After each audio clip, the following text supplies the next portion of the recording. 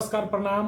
हम सुशील कुमार प्रेमी जी रोलों के बीच एक फिर से भोजपुरी कविता डालतनी। एकरा के रुआ सुनी देखी। हम फिर से कुछ लिखे कोशिश कैले बानी।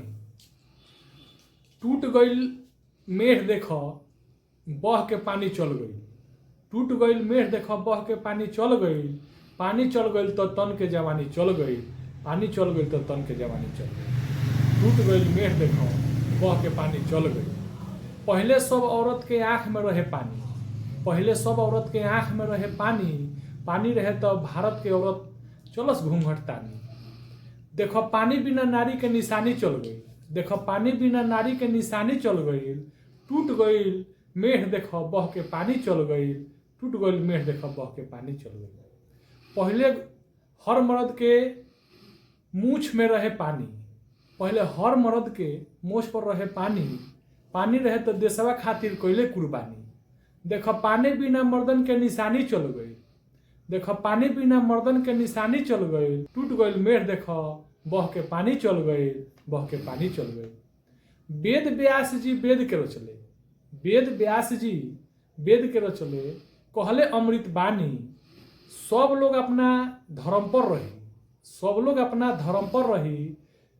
खुशी रही सब प्राणी। खुशी रही सब प्राणी। देखो पढ़ला बिना व्यास जी के बानी चल गई। देखो पढ़ला बिना व्यास जी के बानी चल गई।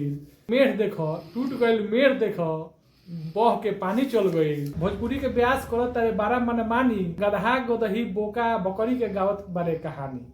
देखो भोजपुरी में कुकरम के कहानी चल गई। देखो भोजपुरी में कुकरम के कहानी चल गई।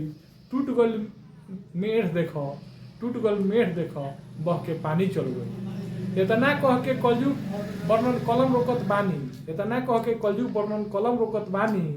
साच बात नीक न लागी।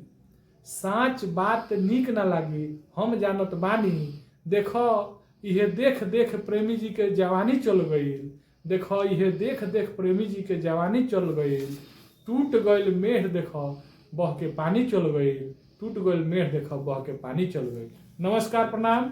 हम रोलों के बीच फिर से भोजपुरी कविता लेकर उपस्थित होके। धन्यवाद।